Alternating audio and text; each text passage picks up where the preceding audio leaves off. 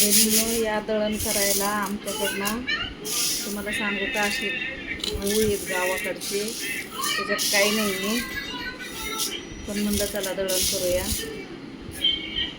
तुम्ही म्हणता ना की काही तुमच्याकडे आहे का, कोणाला माहिती काय येतं सूप.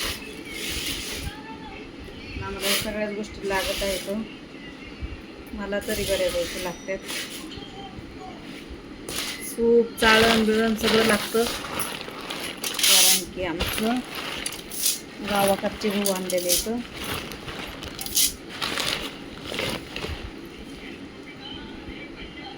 कोणाला सुपानं दळण करता येते ते कमेंट करून सांगा.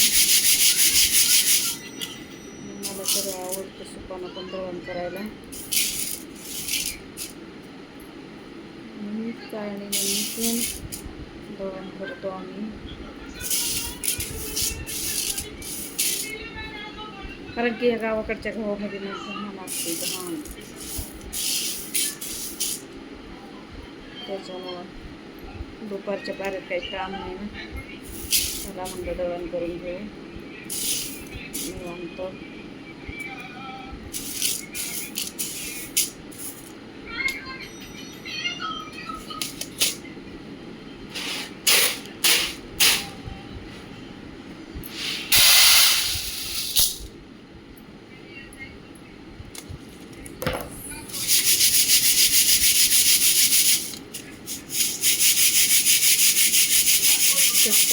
चाळून तुपानं असं दळण करायचं.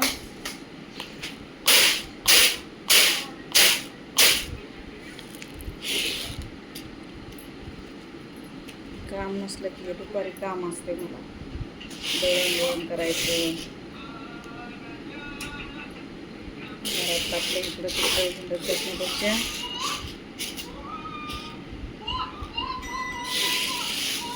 काय टाइमपास करायचं, त्याच्यापेक्षा घरातले कामं केलेले बरी.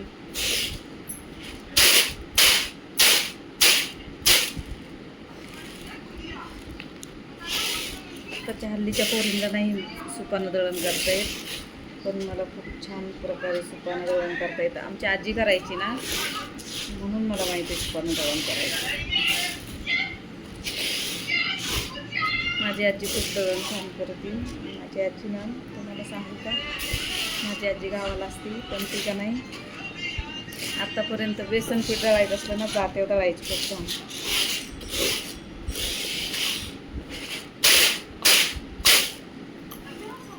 मी पण गावाला असताना दळायला जाते तिथं. मी डाळ पण करायची जातेवरची तुरीची.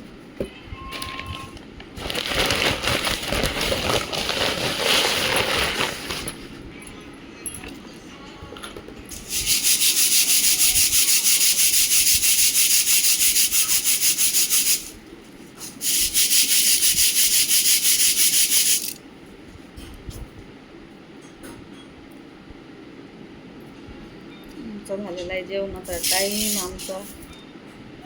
सोनू बाळा आला नाही अजून, सोनू आला की आम्ही जेवणार आहे. तर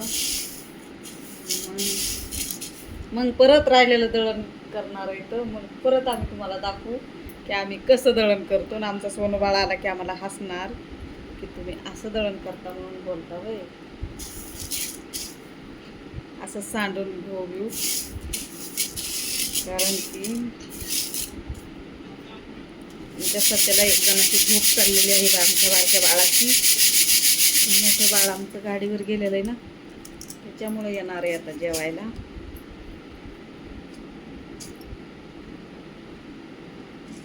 आलं की तुम्हाला दाखवते माझा मुलगा.